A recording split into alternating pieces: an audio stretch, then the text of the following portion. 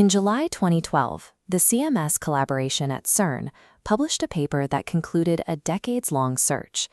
The abstract centers on a single, highly specific claim: the observation of a new boson at a mass of 125 giga-electronvolts, backed by a local significance of 5.0 standard deviations.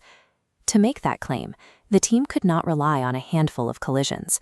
They analyzed a massive dataset corresponding to 5.3 inverse femtobarns of integrated luminosity generated by proton-proton collisions at 8 tera-electronvolts. That 5 sigma metric is a measure of statistical severity.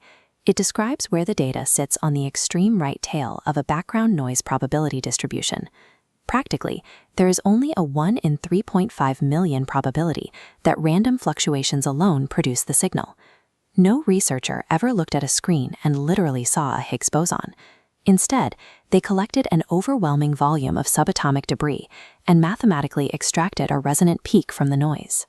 In high-energy physics, this threshold is non-negotiable. Because quantum mechanics is inherently probabilistic, false signals and statistical flukes are constant. Only by crossing the 5 sigma line can researchers permanently rule out a background fluctuation and officially declare a discovery. The main obstacle in finding the Higgs boson is its extreme instability. Once produced, it survives for roughly 10 to the negative 22nd seconds. Because it decays in a fraction of an instant, the particle never reaches the detector sensors. The CMS experiment can only capture its stable subatomic shrapnel, photons, leptons, and jets of hadrons. To prove the parent particle existed, physicists have to work backward. They must measure the properties of the debris and reverse engineer the decay process. This is done using the concept of invariant mass. By taking the total energy of the decay products squared and subtracting their total momentum squared, you calculate the mass of the original parent particle. Even as the energy and momentum of the individual decay fragments vary wildly from one collision to the next, this specific combination of variables will always theoretically converge on a single fixed constant, the mass of the Higgs itself. Proving the existence of the particle is therefore entirely an optimization problem. It requires measuring the trajectories and energies of billions of chaotic collisions with enough precision to calculate that invariant mass.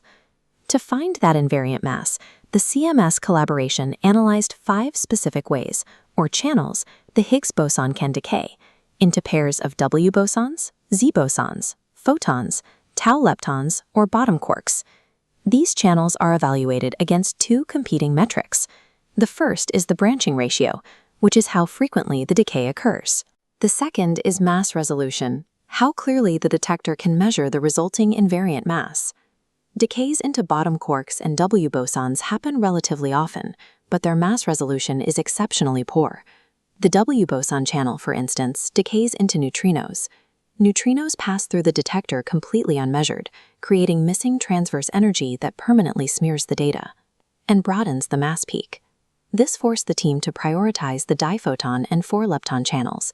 They are incredibly rare, but they offer vastly superior mass resolution, narrowing the margin of error down to between 1 and 2 giga-electronvolts. This illustrates the core principle of statistical leverage in a noisy collider environment.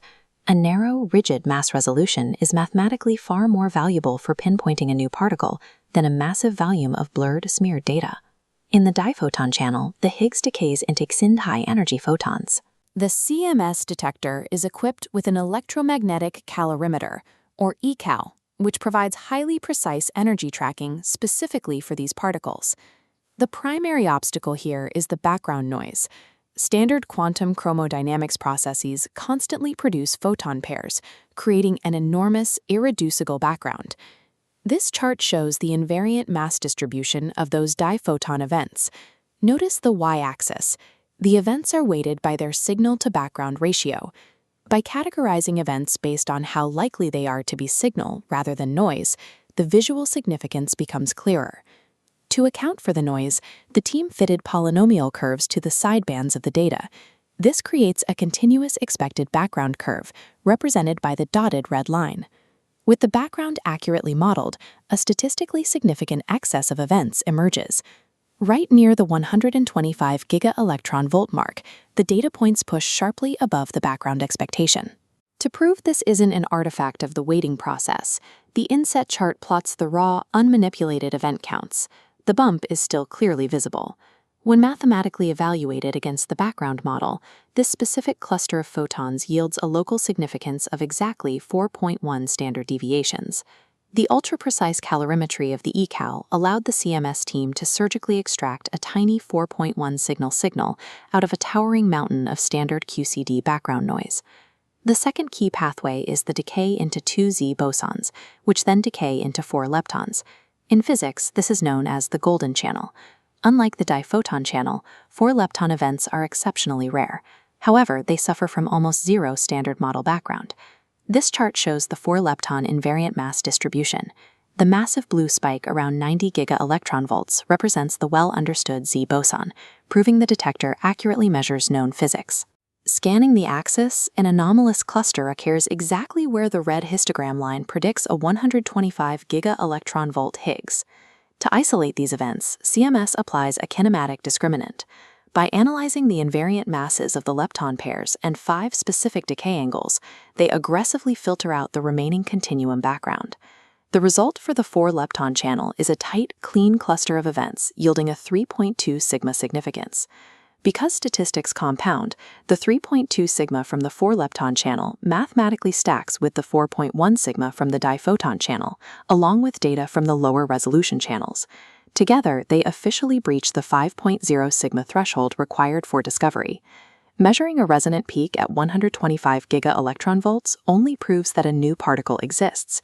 It does not automatically prove that the particle is the standard model Higgs boson. The particle's identity must be deduced by reverse engineering the strict rules governing how it decays. Looking back at the diphoton channel, the new particle decays into 2 photons. Photons are gauge bosons with a quantum spin of 1. However, the Landau-Yang theorem dictates a spin 1 parent cannot decay into 2 identical spin 1 particles. Because it decays into 2 photons, the parent particle absolutely must be a boson with a spin different from 1. This aligns perfectly with the predicted spin-0 scalar nature of the theoretical Higgs boson. The CMS paper concludes with its final mass measurement, 125.3, plus or minus 0.4 for statistical variance, and 0.5 for systematic uncertainty, giga-electronvolts. CMS relied on invariant mass kinematics, rigorous background modeling, and rigid statistical deduction to map the exact properties of the new particle, confirming the final missing architect of the standard model.